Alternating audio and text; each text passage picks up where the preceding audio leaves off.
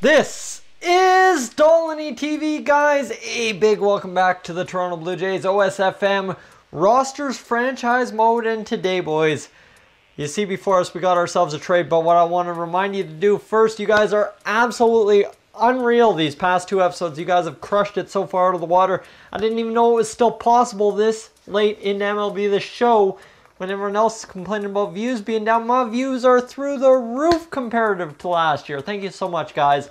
And if you're new to the channel, viewing for the first time, hit that subscribe button, join Dolynny TV, make sure not to miss another episode. I'll leave you another easy like goal because I think you guys really love those. 15 likes on today's episode. Let's get to it. Gavin, this one is for you, my man. Jordan Hicks, I've been waiting to pull the trigger on a deal like this. Probably could have had it a lot easier and a lot earlier in the season if I would have pulled the trigger on it then. But just didn't make sense quite then. We need to figure out what we have, what we don't have. Tyler Clippard, who's having a rough year. 39 innings pitched, a 4.38 ERA, 30 strikeouts, almost as many walks. It's just been bad for him. And I mean, what, a 1.44 whip? That's a rough go. Carlos Ramirez, let me tell you what he's done for us. He has closed at least 25 ball games for us down in AAA. So Carlos Ramirez, that nice little chip piece for the St. Louis Cardinals in this trade. And then, of course, our savvy veteran, the man, the myth, the legend himself, Curtis Granderson, who started the year hot. He stayed okay for us, had 175 at-bats, but he has fallen off the cliff, as many 37-year-olds do in MLB The Show. So it's time to say goodbye to Curtis Granderson. Maybe hello, Dwight Smith Jr. to the MLB. Well, we'll wait and out because there's a couple options, and I'm going to see who we bring up. But this move comes with a correlating move. I'll explain that in a second. You see, all of a sudden, Jordan Hicks will go down to the AAA team. Duh, that's what I was trying to say. He goes down to the AAA team, and why he goes down to AAA, obviously he's not on the 40-man roster, and what we're going to do with him is move him over to being a closing pitcher. The reason we're doing this is just to have a closer in AAA, and then of course develop him a little bit quicker, because I see B potential closers seem to develop a bit quicker than they normally would as a relief pitcher in AAA, so we'll see what he does. And of course he's had some good stats, so we'll give him the benefit of the doubt and see what he can do for us. 1.44 whip, that's going to hurt us, but there you go. So Jordan Hicks moved to closing pitcher. That helps us a little bit. That replaces Carlos Ramirez, like I said. Now, challenge Troy Tulowitzki. We'll worry about him next episode, I promise you that. And then we got to decide between Dwight Smith Jr., Anthony Alford, or Harold Ramirez. I think it ultimately comes down to Dalton Pompey, Anthony Alford, or Dwight Smith Jr. And it's a pretty easy choice when you consider Dwight Smith Jr. 56-41, batting .257. But hold on, Dalton Pompey batting about the exact same. So they're the same age. Everything's about the exact same. Dalton Pompey's had less at-bats, so less tested, I guess you could say. But I think I'm going to take the speed factor of Dwight Smith Jr., 71 overall, 38 stealing. Hold on. This is a tough decision. And you know what? I'm actually going to go with Dalton Pompey. That's what I feel comfortable with.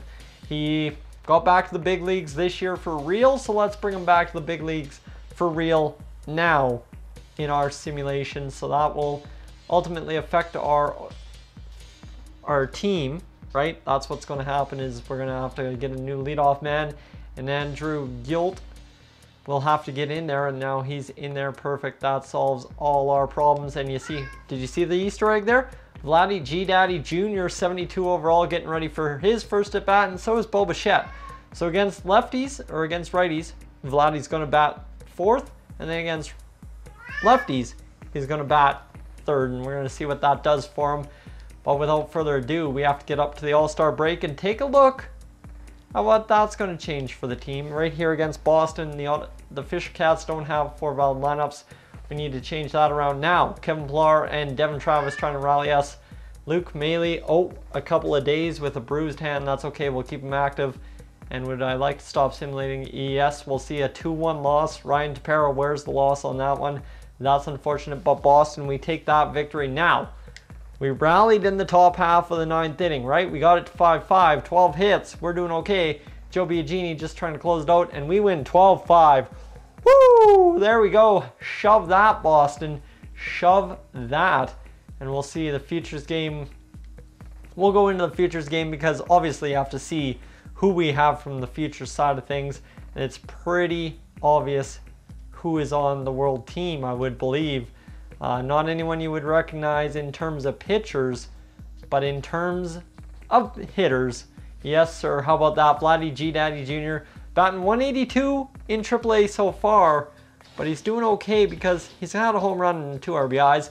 A couple of big-time top 50 prospects here. Everybody, Ronald Acuna, damn near top of the lineup because of his speed, but 10 homers, 45 RBIs. He's not a top-of-the-order kind of guy, in my opinion.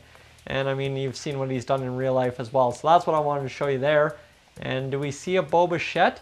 Do we see a Beau Bichette on the USA team? No, we do not. So, not sure where Beau Bichette is, but we'll leave it be for right now and get up to our own All-Star game as we win that one. Woo-hoo! Yes, sir. We are on a streak now, beating the Boston Red Sox 3-4.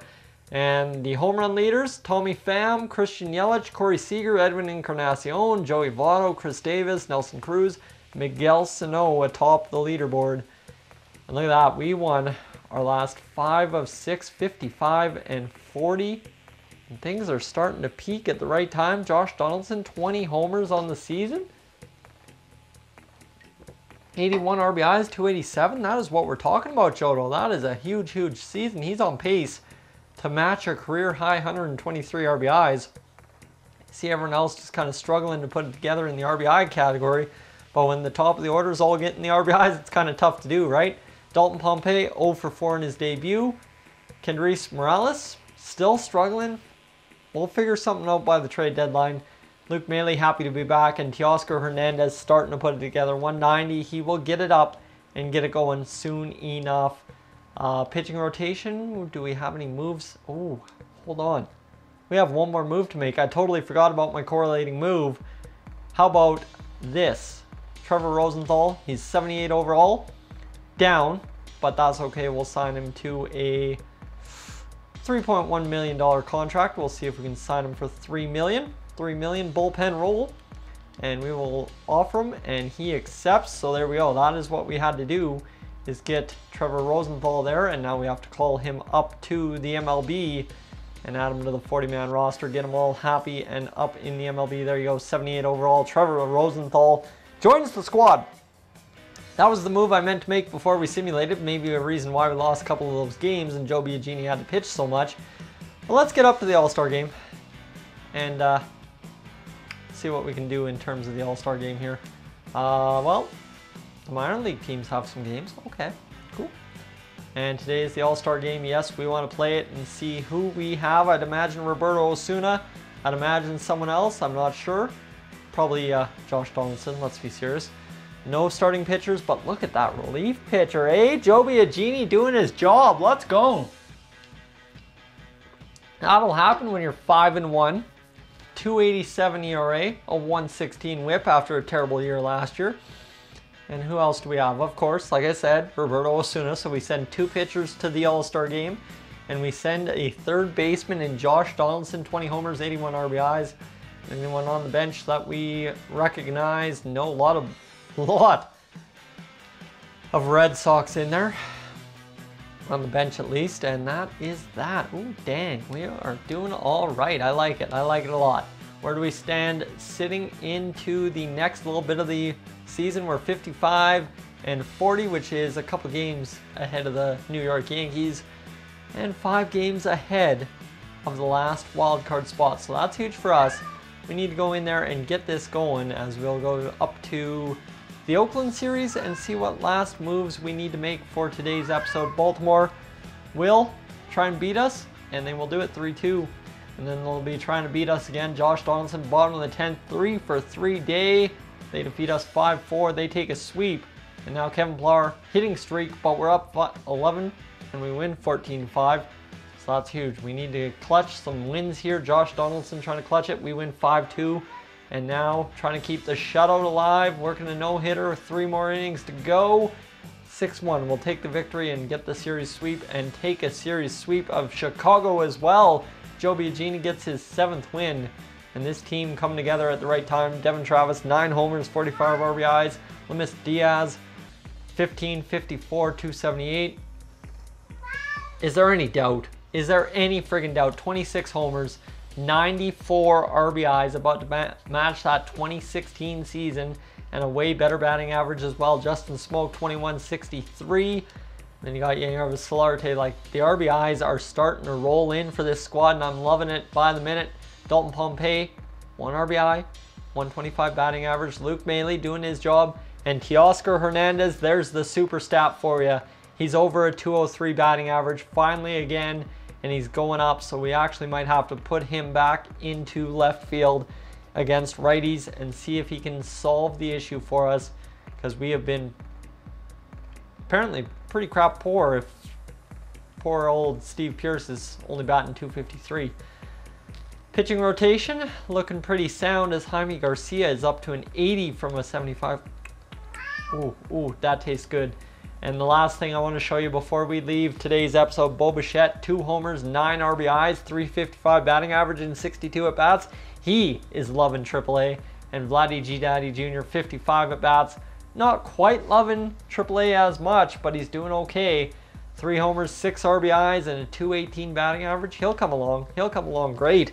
Plus 8 to his contact versus left. Ooh, it is all but good here.